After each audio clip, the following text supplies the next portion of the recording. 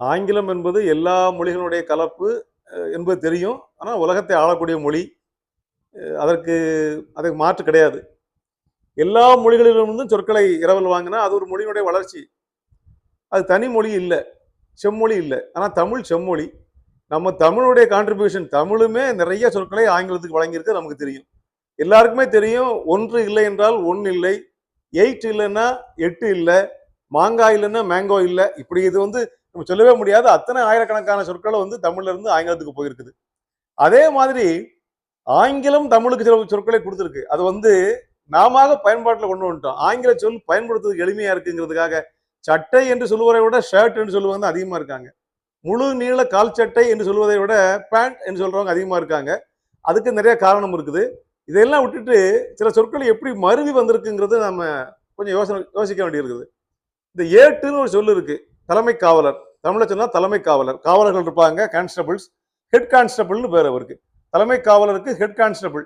அந்த head கான்ஸ்டபிள head கான்ஸ்டபிள்னு கூப்பிடாம கீழே இருக்கவங்க எல்லாம் ஹெட் ஐயா ஹெட் ஐயான்னு கூப்பிட்டுருக்காங்க. ஹெட் ஐயா யார் கூப்பிட்டா ஹெட் ஐயா கூப்பிடுறாரு.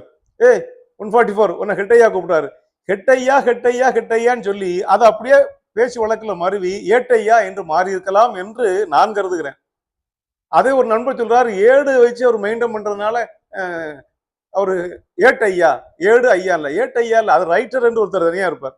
இந்த ஹெட் ஐயாங்கிறது தான் அது ஏட்டையா என்று மாறி இருக்கு. அதே போல சீக்கு என்ற ஒரு சொல்லை தேடி பார்த்தாலும் தமிழ் இலக்கியங்கள்ல இல்ல. நோயை சீக்காளி, சீக்கு, இது மோசமான சீக்கு, கெட்ட சீக்கு அப்படிம்பாங்க.